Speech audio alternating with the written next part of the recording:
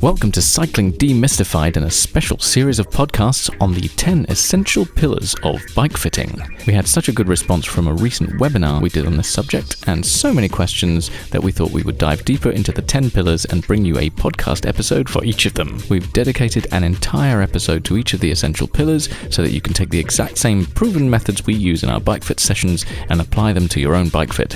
Hopefully this will be particularly useful for those riders who can't make it over to our studio in London. We'll be releasing 2 episodes each week, one on Monday and one on Thursday.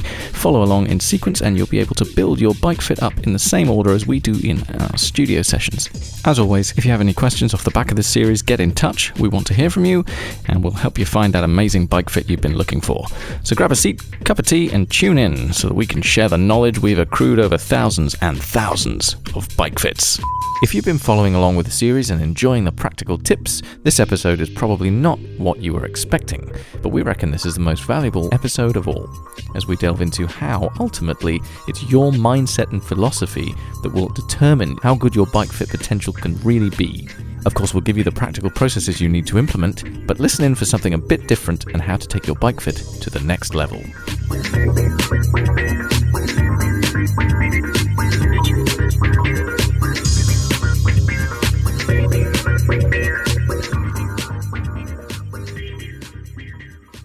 Welcome to Cycling Demystified and the 10 Pillars of Bike Fitting, Part 10. We've made it to the end, Finally! lads. Is it the end, though? Is it the end? Ooh. Cliffhanger at the end. Well, the end of the cycle of 10. Some Black Well, Sabbath we did that. lyrics in there. Yeah. Is this the end? Or I the thought it end was with is the this- beginning? What is this I see before me? Oh, we're thinking of a different That's a album. different song. Yeah. Quite apt, really. Because, although we've reached the end of the 10 pillars, the 10 pillars of bike fitting, this is just the beginning. So we go back around again. But this is probably one of the most important episodes. I mean, they're all important. Like they wouldn't kind of work if all of them weren't important, but this one is an important one from a mindset point of view and philosophy point of view, as it kind of emphasizes the philosophy that we are trying to go through as we go through this process and underpins what we feel is valuable in this method of bike fitting. And hopefully, if that resonates with you, then it will be something that you will find valuable and can take away into your own fitting. And so, let's get into it.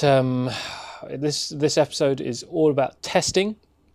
We've been through all the methodologies and things to look out for in adjusting your bike position, from cleat position to saddle height to cockpit position to where your saddle setback should be, weight distribution, crank length, and the last episode was all about how to choose a saddle, and this episode is all about testing. So, what is testing, you may ask? I think we shall start there, as we always do. What is testing? Why should we care? And let's kick it off there. Ev, you look like you've got something to say. I was going to ask that question. What is what testing? I've done all this stuff. You told me to do all this stuff, make all these changes. So, actually, probably quite a good place to start. So, you had a bike fit recently. I did. And you had some hurty bits. My bum hurts. Your bum hurts. My bum hurt for about a week. Oh. Because I did Found whatever- muscles you never knew you had. I did what everybody does, which is I had a bike fit, realised that there was some muscles missing in the chain. Oh, they were there. Well, they were there, but they hadn't been Touched. optimised, Activated. So all of a sudden I'm using, shifting the percentages of what's used over the pedal stroke, I guess you could say, right? Does that make any sense? You started using your glutes. Started using my glutes more than I had been. Clearly hadn't been taking advantage of them enough. And I was very excited that this newfound power. I was like, wow, this feels much better. Oh, and I'm in a bigger gear. Let's go and crack that out. So I went very, very, very hard for about a week. And then all of a sudden I was like, oh, what's that? And they ached for about a good week. I had to do some stretching and some didn't take any painkillers. I'm against that sort of thing. Yeah. And how are they feeling now? Much better, because I sort of like, I didn't stop riding, because obviously I ride to work every day, but I just started taking it Toned easy. it down a bit. I toned it down a bit. And I was like, all right, maybe I don't need to go full tilt everywhere I go. And it slowly improved. And it just got better, and so now I'm almost pretty much back to. Nice. But you've given it time. I gave it time. I've still. What's it been? 2 weeks? Two or and a 3 bit weeks? weeks. Yeah, 2 weeks. And 2-3 weeks, isn't it? maybe Yeah, 3 weeks. isn't And I mean, already there's an improvement. Yeah. But normally, what do you say to people in terms of adaptation?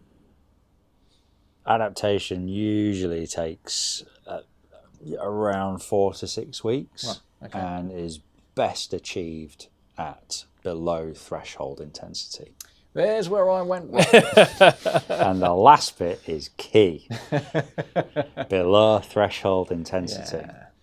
Because if you're asking your body to do a task that it knows how to do already in a slightly different way, using slightly different muscle groups and motor patterns, it needs time to rewire those firing patterns. Absolutely. Yeah. And decide whether this is a good thing or a bad thing. Exactly. Right. In my defence, one position and another position are very similar in terms of, you're sitting on a bike and you are pedalling, so you can fool yourself very, very easily into thinking that, no, this is fine, because I'm not experiencing any pain yet, and this feels familiar, and I'm more comfortable in the saddle, and more comfortable in the bars, everything, all, my new shoes, my new Lake shoes, fantastic, and set up really nicely, and now, apparently I've got one leg shorter than the other, whatever. And but it can fool you, because you immediately feel better. So you think, well, I can push more power, so I will. And this is where we need to take the disciplined approach. And then you need to be disciplined, and you say, okay, but let's just take it easy, bit of zone 2. But yeah, you've been thinking about it, which is great. Yeah, and you've taken on board the learnings from what you've been experiencing, and things have got better. Yeah. And I think that's the thing. Everyone goes out of bike fit. You should go out of bike fit feeling better. Yeah. And that's the temptation, isn't it? Because everything feels better. Let me just add one thing. I am closer to 50 than I am to 40. I've been riding a bike since I was just out of nappies, and I still made that mistake. So everyone else who's literally just got into cycling since the pandemic or whatever, it doesn't matter how experienced you are, it doesn't matter how long you've been riding, you can still fool yourself. But that's more of a human element rather than absolutely. A cyclist. Yeah. Whatever that word means. Cyclist. Element. Yeah. So unless you adopt a learning mindset, you're almost setting yourself up to fail. Yeah. But the excitement can sometimes get the better of you, and it often does. And you had us banging on at you every day, telling you to slow down. Yeah, we're so quick. But the main takeaway is that you are learning still. Yeah. And you're never not learning. I mean, that's the thing. That's how you get good at something, and how you stay good at something, is that you have to have the humility to, is that the right one? Yeah. Absolutely. You have to always just assume that you've still got something to learn. Yeah. It's having a curiosity, isn't it? Yeah. And that's kind of like, I think, what we're getting at when we talk about mindset and philosophy, isn't it? It's like having an open mind, being open to change and open to a different way of doing a task that you already know how to do. And that's essentially what you're doing when you come in for a bike fit with an expert. You go and visit any expert. You're there to learn. You're there to enhance your knowledge. You are there to learn more so that you can become more than yourself. And yeah, learning does become harder the older we get, because we do get more entrenched in our ways, and our past experiences certainly inform kind of where we want to go with new experiences. And it can be quite hard as well to let go of expectations, of certain expectations that you were formed along the way before you've kind of got to this point where you're testing something new. Yeah. And and assumptions that you often make and that you made for your entire life that all of a sudden are proved to be false. Yeah. And essentially that's what testing is, right? To answer the question. It's having a hypothesis and trying to disprove it as best you can. Yeah. And make an assumption and then... Yeah, this is the scientific process. I think a lot of people ask us, before they come in for a bike fit about, our method and what we do. Does it involve science? Is it scientific? Has it got lots of technology? Is it lasers? We got lasers? Lots of lasers, yeah. People we do have a lasers. laser. Yeah. We use it every for time. measuring the bike. Yeah. It's a good one. But there's a difference between science and technology. Technology is just a bunch of tools, and so we can choose the kind of tools that we use based on the individual. But I came across quite a nice definition of the scientific process the other day, and part of the definition was the premise of science and how that is different from all other philosophies that came before it, namely religion, in that the scientific process assumes that we don't know everything and that we will continue to not know everything. And so once you've found something that you can prove and it feels to be correct or right, it will be only correct and right until it is disproven or some other new knowledge comes along to disprove it. And it's never set in stone, because there's always the chance that something new will come along and kind of supersede that kind of knowledge or process or whatever it is. And if you can take that humble approach, then it opens the door to so much more. Like science has opened the door to like the modern era, essentially. And it's only through having that kind of humility, as you were saying earlier, Ev, that you can be open and kind of learn more, because you have that capacity within you. You have that curiosity to see what maybe you could not see before. And so in a way, that's what we like to try and do, and we want our riders to adopt this kind of mindset so that they can learn as much as they can. They can become the best rider that they can be by learning, by going beyond themselves. And so part of testing is a critical part of that kind of process. You've gone through this method of figuring out what might be the best position for you in terms of cleats, in terms of seat height, saddle position. But you need to prove it. You need to prove that position, and you can only prove that by spending time in that position, as you have done, Ev. And sometimes things will feel worse before they feel better.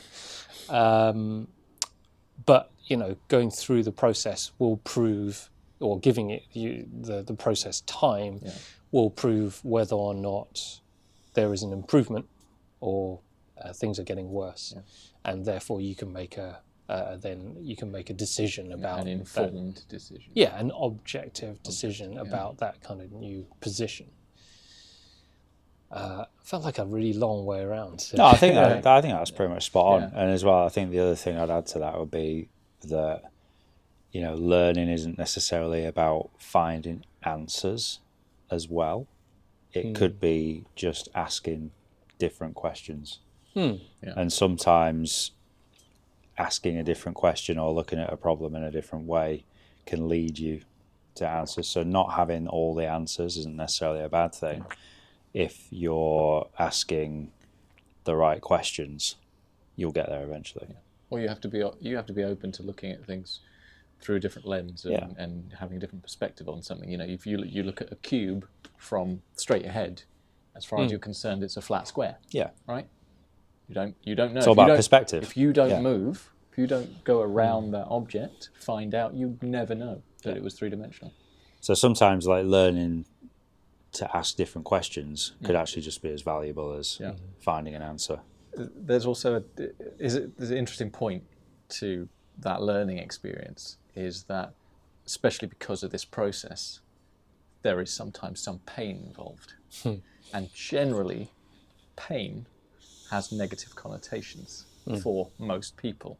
You have to have a certain level of experience with your own body in terms of exercise and activity and over a length of time to maybe understand, something hurts, but that's not necessarily a bad pain. There's sort of good pain, there's bad pain, there's something in between. There are aches, there are muscular pain. You learn to understand the difference between, so you've got an issue with your joints, or it's just you've overworked a muscle.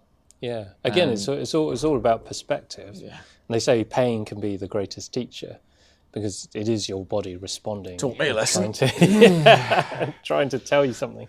Yeah. But as we said before, particularly in the saddle episode, you want to be in control of your discomfort and control of your pain.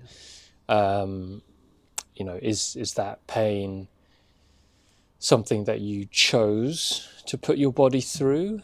Like if you push hard, put a lot of effort, and go above threshold, then your muscles are going to ache. But you take a step back and let the muscles recover, and that pain goes away. Yeah.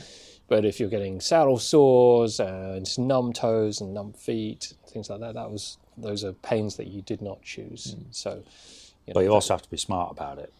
If you go and ride 400k in 2 days after having your bike fit, you can probably expect to feel some things. Talking to anyone in particular? Not obviously. Not that immediately springs to mind, but no. So you have to be smart in your testing process, and also, you're looking for essentially trends over time as the body adapts. Where is your normal? Where is your center point? Where's your baseline? Where's your baseline? And are you in which direction are you moving away from that baseline? Yeah. I mean, as a general rule of thumb, a 400k ride is never a normal thing to do after you've just changed.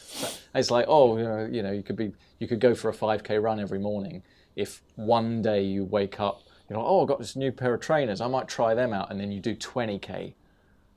That's obviously so that's the thing. It's like where are you trending relative to your baseline, and that's the kind of the North Star, if you like, of deciding whether something's good or bad.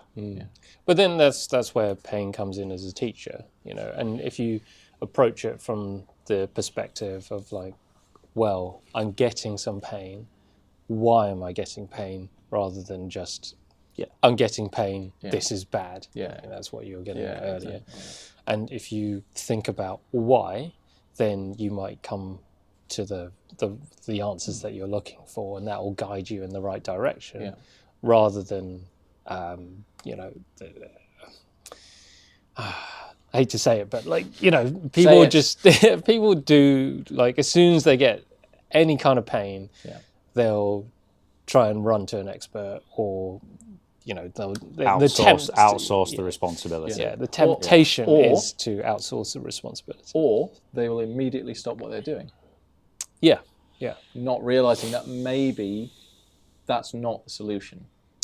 Yeah, Sometimes the pain is just Yeah. they've reached their limit, but they don't realise that their limit is not really the limit. There's something beyond it's that. like it's not asking the question like why. It's just like good, bad, black Black and white. white. It's Zeros like and ones. Yeah, it's like having going to a GP and getting a prescription for a painkiller.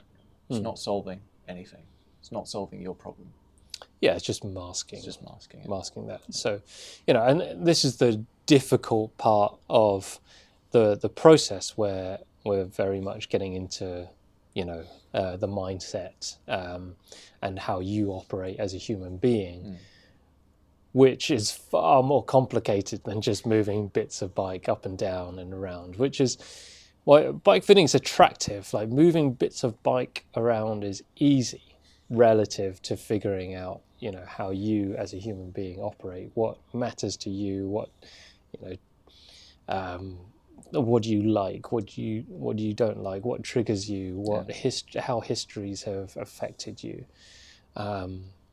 which is why we try and spend a lot of time figuring people out and talking to people and understanding what their values are and what makes them tick. Why do they bike ride in the first place? Yeah. What are you running away from? What are you riding away from? I mean, that's I think we know endurance the sport. answer to that mostly. And not all of those questions will be answered, straight away. But we're always trying to ask the questions to get people to think about that, so that makes them more aware of certain things. Does it surprise you how many people don't realise just how much of a kind of psychiatry session a bike fit is? It's therapy, mate. They don't realise. They think I came here for you to fiddle with my saddle and my undercarriage and all this gubbins, but not realising that then you sit them down and you're like, okay, tell me about what you do in life. I think we put enough content out there that people have half an idea of what they're walking into. Yeah. But yeah, sometimes it can take people aback a little bit by how much engagement and involvement we ask. Because they not only in the session but afterwards as well. Yeah, because they're not realising that it's not a one-way. No, A bike fit isn't like come in and you tell me what I need to change and then I go and spend some money. And it's not a prescription. It's an exploration and a collaborative process. Like, we can't do this without our riders, and our riders can't do it without us. Yeah, and I think this is why. So let's go back to what we're actually talking about in the context of the 10 pillars. Testing is a process of trying to prove or disprove the adjustments that you've made. And this takes time and repeatability, and goes back to scientific principles. You have an idea, you make some changes, you see if it can be proved or disproved, and then can you repeat it? And it needs time. It needs time to kind of make the adjustments, see if your body adapts. And then once you've got the results from that, and you're pretty clear about those results, you can repeat the results. You can decide if they're good or bad, and then you can make further changes based on, the results. Is that kind of where I actually want to be, or I've adapted for a certain amount of time, I feel stronger, my body feels more capable. Let's push the position a little bit more to that kind of new posture that you're able to. So testing becomes the beginning of another start of the process of going around the circle of the 10 pillars again. So you can go back to cleat position and revisit and decide, is that cleat position actually helping me achieve what I want to do? If I've suddenly gone from ultra distance riding to track sprinting, probably want to change my cleat position. But, you don't know until you kind of test it out, see what happens. Again,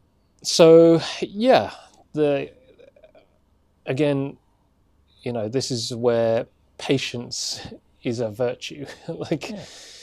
I think we bang on about, or a lot of people talk about, how bike fit is not just a one and done process.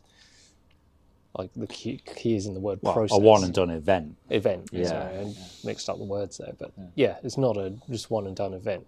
It happens, but to get the most out of your bike fit, it really is a learning session to give you more knowledge so that you can make those better decisions as you go on, and then go through a testing process to evaluate and figure out what's best for you.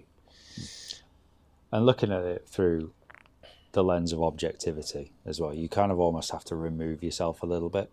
Yeah. And it's kind of like, right, is this working or not working because I want it to work or not work?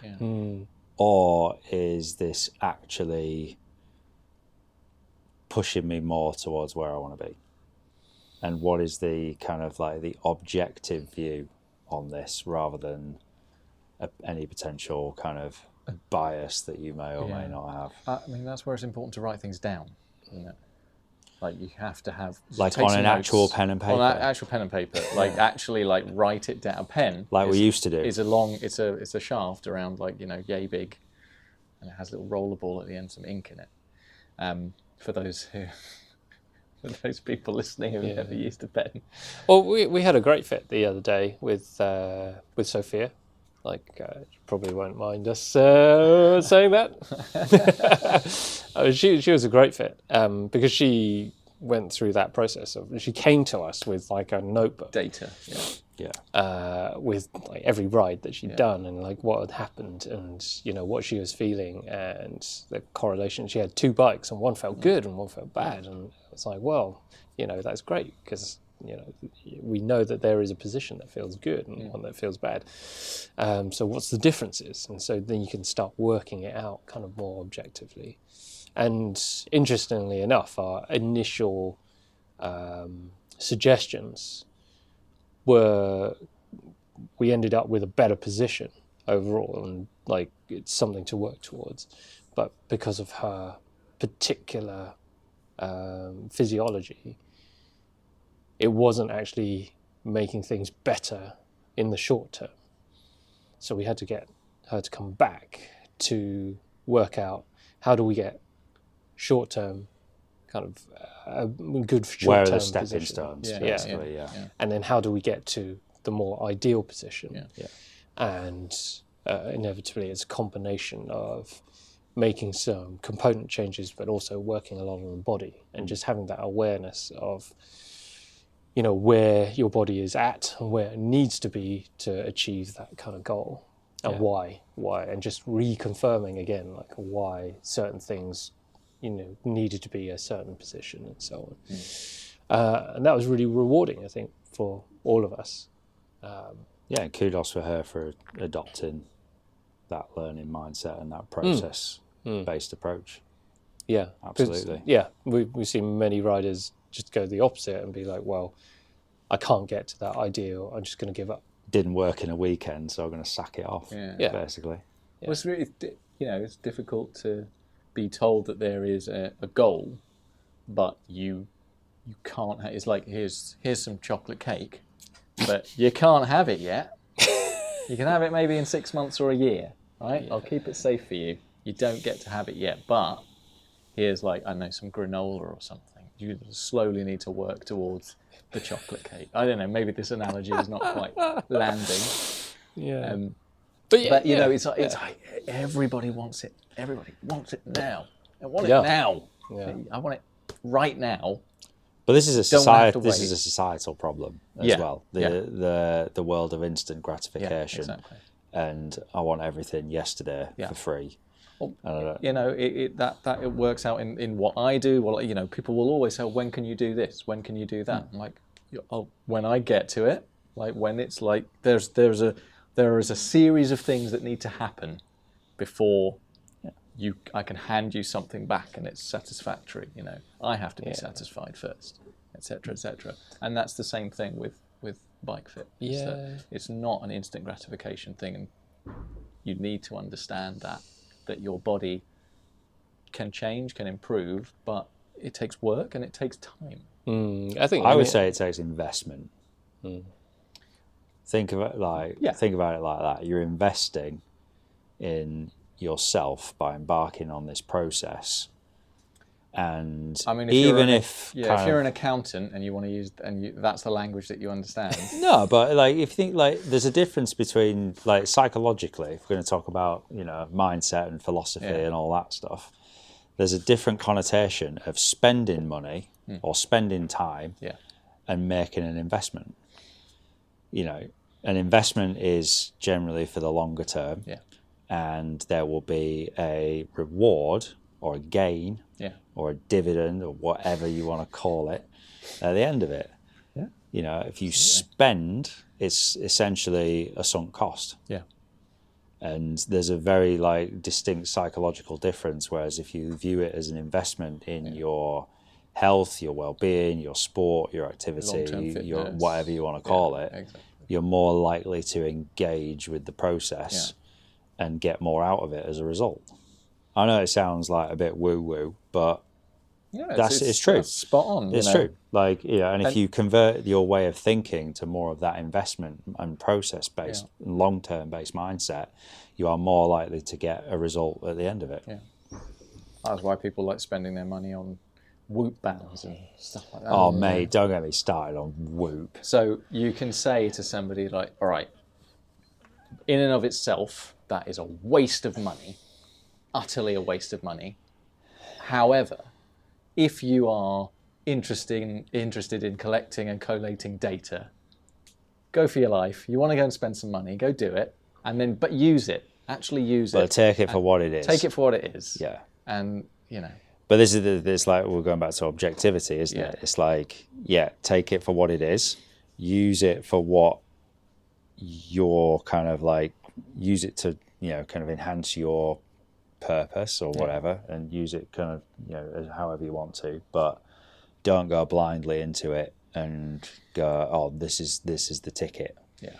It's not. It's a part of the process. It's like a power meter. It's not. Well, I think we show this also in, you know, why our bike fits are 4 hours long, and, you know, why, you know, we are investing in you as a rider when you come in and see us, just as much as you are investing in yourself. And it, as you were saying earlier, Matt, you know, it takes two to tango. We can't do this without you, and you can't do it without us. It's a team effort. And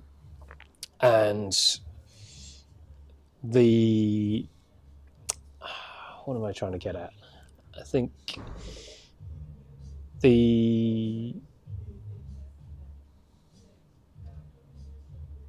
somebody's Bluetooth speaker. So. Yeah, we're gonna have to cut this bit out, aren't we? Yeah, that's right.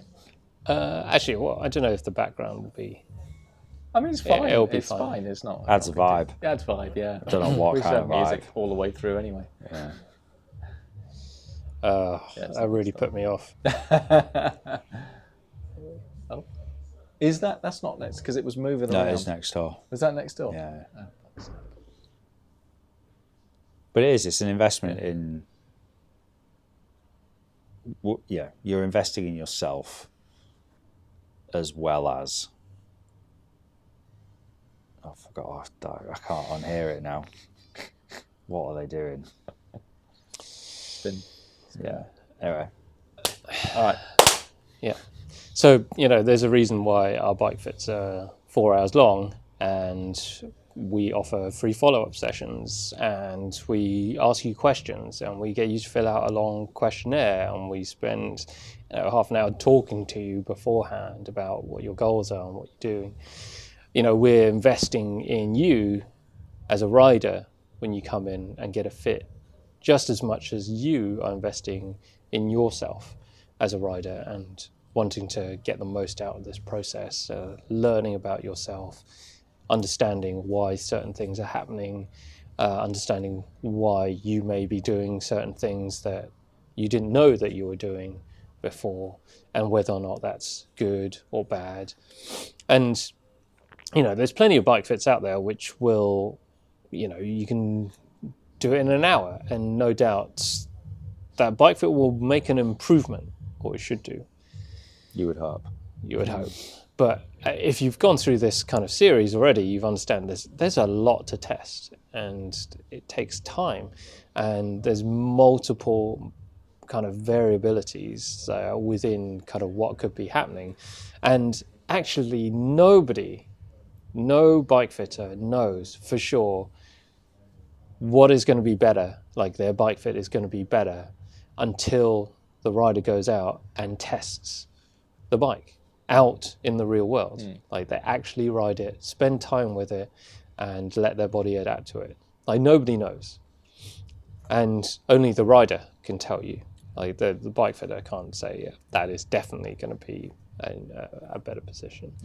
And this is where, you know, a rider's position is as much their responsibility as well as the bike fitters. Like people do want to outsource that responsibility. They want somebody to say, this is a great position, this is your position forever, go ride it, be happy, because it's easy. Be happy.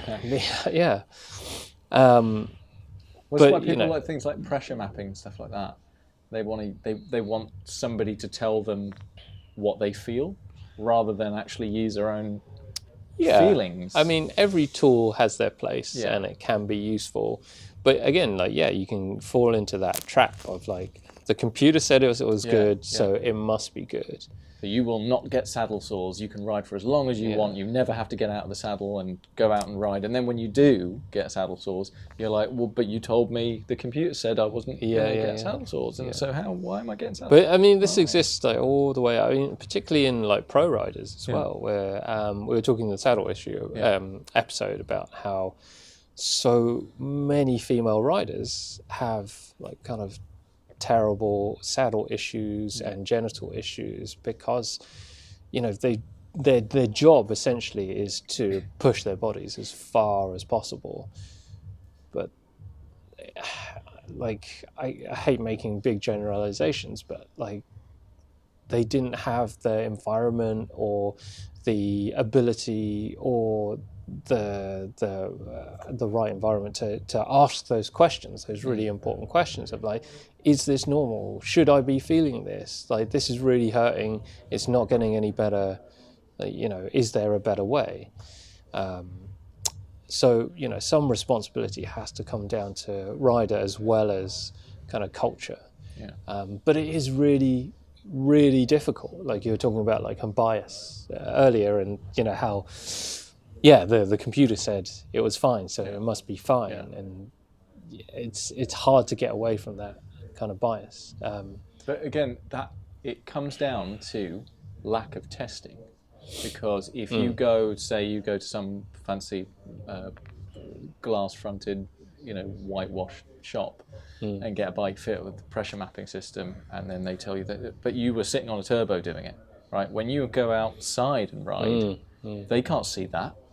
They can't see how you move around when you're outside, when you're going over rough ground, when you're going over, you know, when you're descending, when you're climbing, when you're doing all. There's way more to it.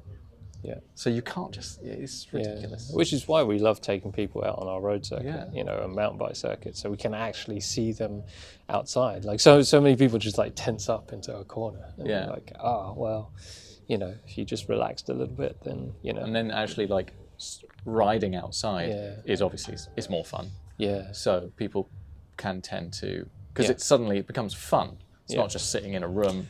Well, your position's entirely different because you're under way more variety of load. Yeah, exactly. And this is where the fit really starts at the end of that initial session. And then the real stuff kind of happens. It's like, right, what happens over X amount of weeks, different durations, different intensities, different terrains, all this kind of stuff. And it's only when you've assimilated that data objectively that you can really start to decide, is this pushing me forward? Is this pushing me more to where I want to go?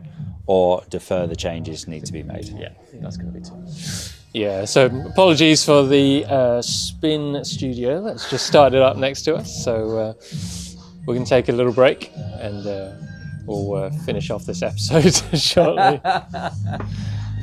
Anyway, we're back after a musical interlude. with our friendly neighbours, the Spin Studio. UK Garage. You're loving that, Some man. UK Garage classics. All your favourites. Oxide and Neutrino. Anyway, apologies if we... DJ Luck and MC Neat. A little bit of luck, we can make it through the night. I like the fact that you rehearsed that. Yeah. We were just missing some Big Nasty. Oh my God. Bit of Craig David. I'll be happy if we make it through this pod. Some Daniel Bedingfield. As back to Got to get bikes. through this. Yeah. We've got to get through this. There needs to be a spin-off pod. This is my jam. Yeah. Daniel Bedingfield had a sister. Natalie. Yeah. Natasha Bedingfield, not Natalie. Yeah. So, you have a sister. She was bigger than he was. Like, well, in terms of music, yeah, and fame. Yeah, absolutely. Anyway. Let's talk about bike fit. Where did we get to before we were rudely interrupted by the UK Garage Classics? Well, we were talking about investment. Investing in oneself and investing in oneself through a bike fit. I don't think we use the word respect, but we should. We absolutely should. Respecting oneself by making sure that you are not doing your body a disservice, like putting your body first and your mind, enjoying what you're doing, enjoying your cycling. That's something that don't get talked about enough. Enjoying you actually enjoy it? Or are you enduring it? Yeah, that is interesting. Maybe that's a pod for another day. Yeah. Well, it goes back to kind of expectations and what are you trying to achieve with your bike fit? Like that has to underpin all the testing that you do and everything that you do in your bike fit. Your bike fit is trying to help you achieve something more than just pain relief, finding comfort, performance. But why do you want to go faster? Why do you want to gain extra watts? Why do you want to go further? Aero. Why do you want to go further? What are you running away from? You know, all of those things inform your choices, which we discussed on this podcast. Bike fit is not a prescription, but a choice. So unless you understand your choices, then you'll find it very difficult to find the position that you really actually want. And the testing part of this process is figuring out if you are close to where you want to be. Are you achieving what you want? Are you truly achieving what you want rather than just numbers on a spreadsheet or the testing process is essentially giving you more information from which you can make better informed decisions.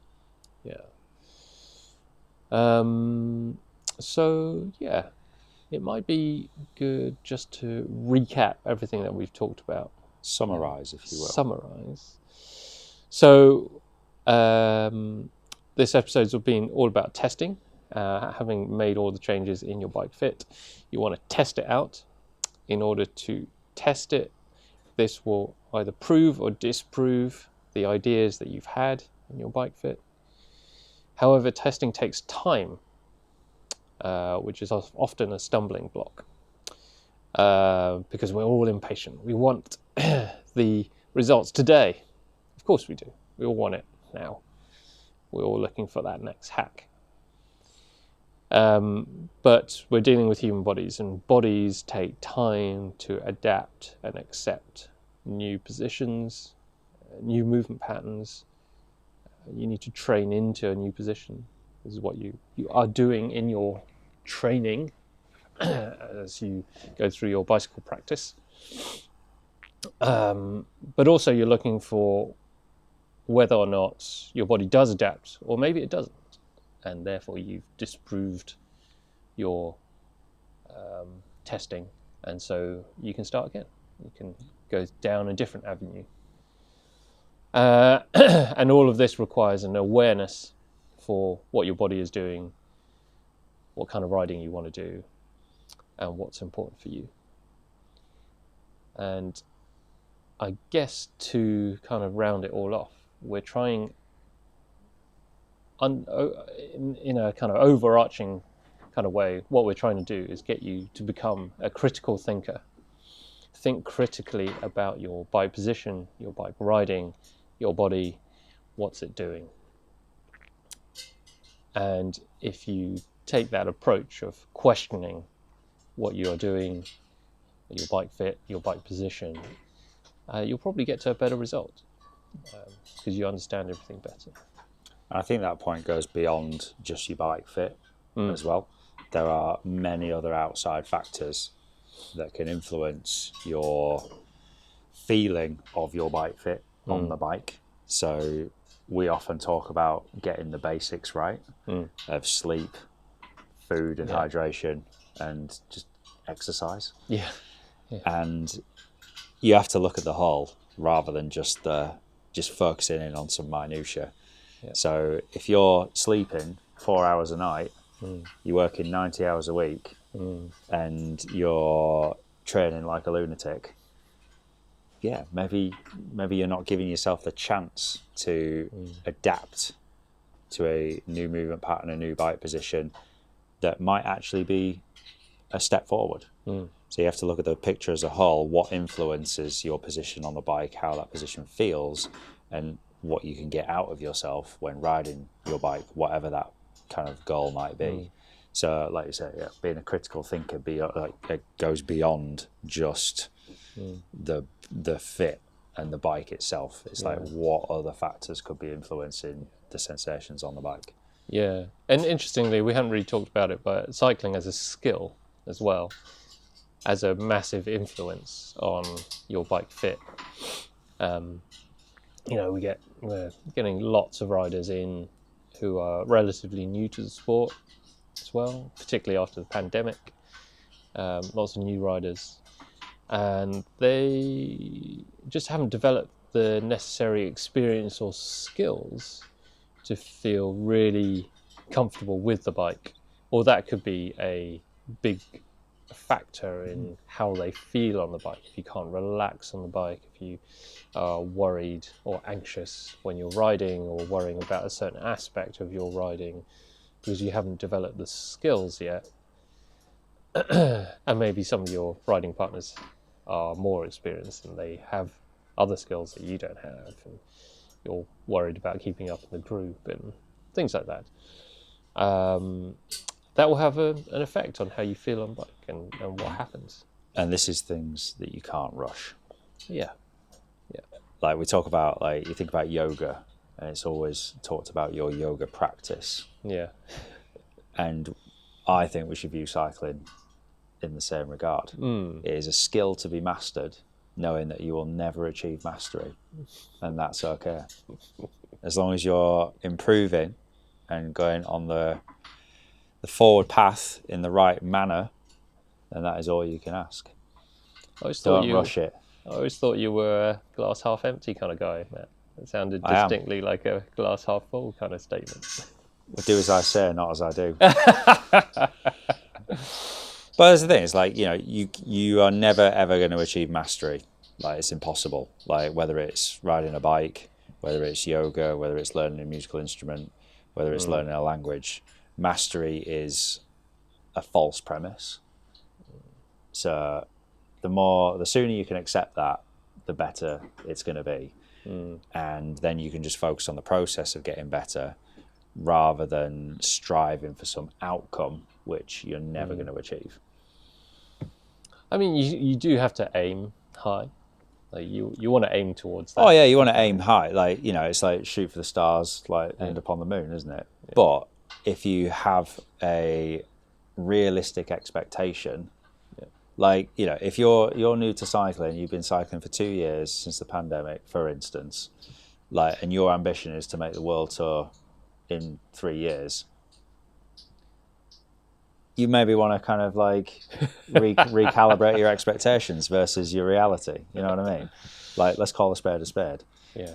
But having goals is super important, but making sure that you have achievable short-term goals to get you further along the path to the bigger picture is kind of what I'm talking about.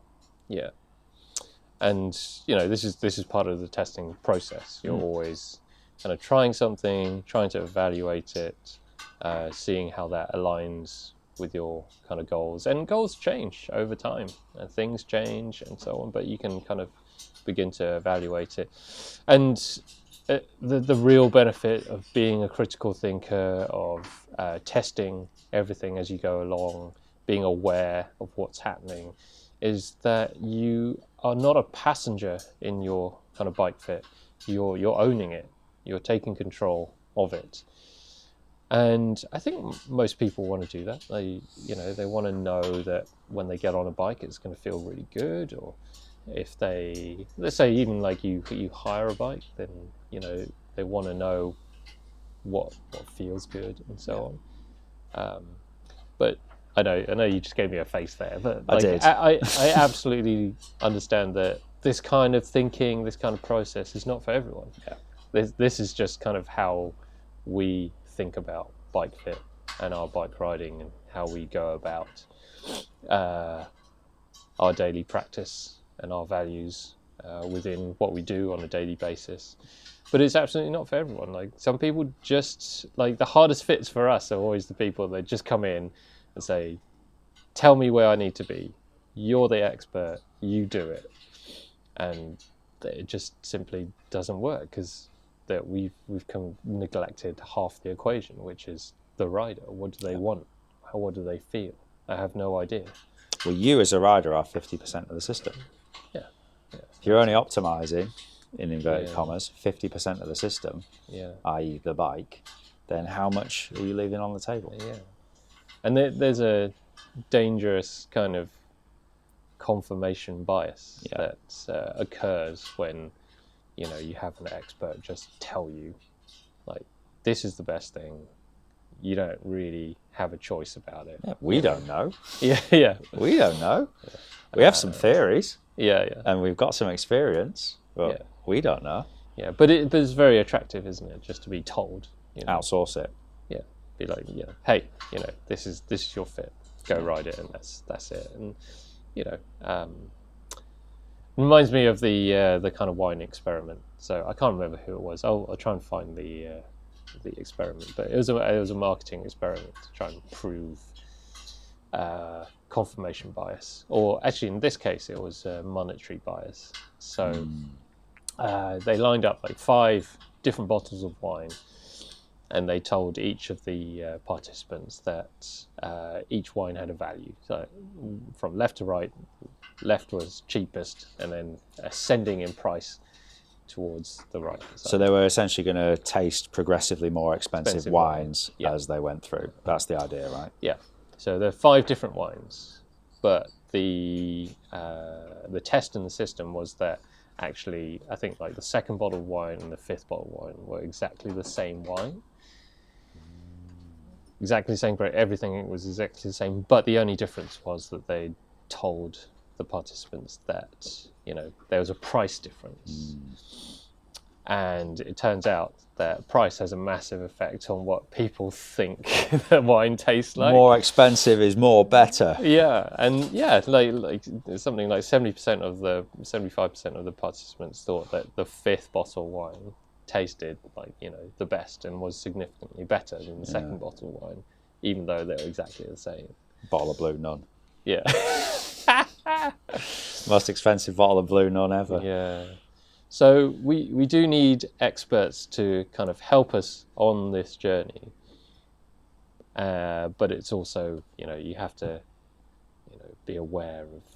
Well, anyone that's come for a fit with us gets, will know that one of the first things we say is that this is not a prescription; it's a collaboration. Yeah. And so if you've made it this far through this series, then you're probably pretty into your cycling. Yeah. And you're well into this kind of process. I think we've probably put enough people off already. But like go through the process yourself. But try and get some help as well. Like seek out like a friend or someone else who may look at things in a similar kind of way, and just try and be objective about it. Because it's really hard to do anything on your own.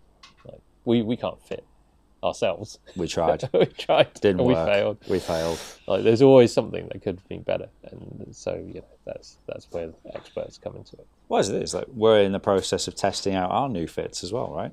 We were all fitted a few weeks ago. Yeah. And some changes were made. Yeah. And we're in the process of testing and evaluating ourselves. So some realities had to be faced. Still continue to be faced.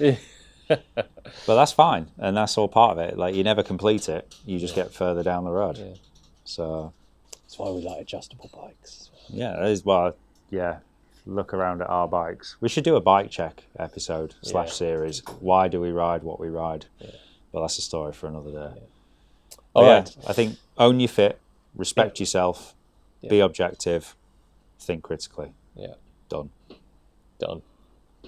Signed, sealed, delivered. Absolutely. Hope you've enjoyed the series, and if you've got this far, go start again. Go back to number 1, and if you've got any questions, you know where to find us. We've had loads of questions actually, so we might do another episode. Mailbag episode. Yeah. But yeah, send us your thoughts. We'd love to hear them. And good, bad, and ugly. Yeah, absolutely. Happy riding. See you later. Bye.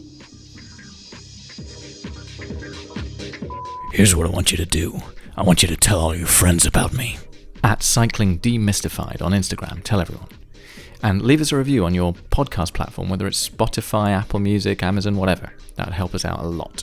Suffering from numb hands, tingling toes, and any other persistent discomforts when you ride? These are all signs that your bike fit could be improved. If you're bike fit curious, get in touch with Way or Matt by emailing info@foundation.fit or finding them on Instagram @FDN_bikefit. Finally, for all your bike servicing needs, custom dream bike or hand-built wheels, go to www.frequencycycleworks.com or find me on Instagram @frequencycycleworks. Until next time.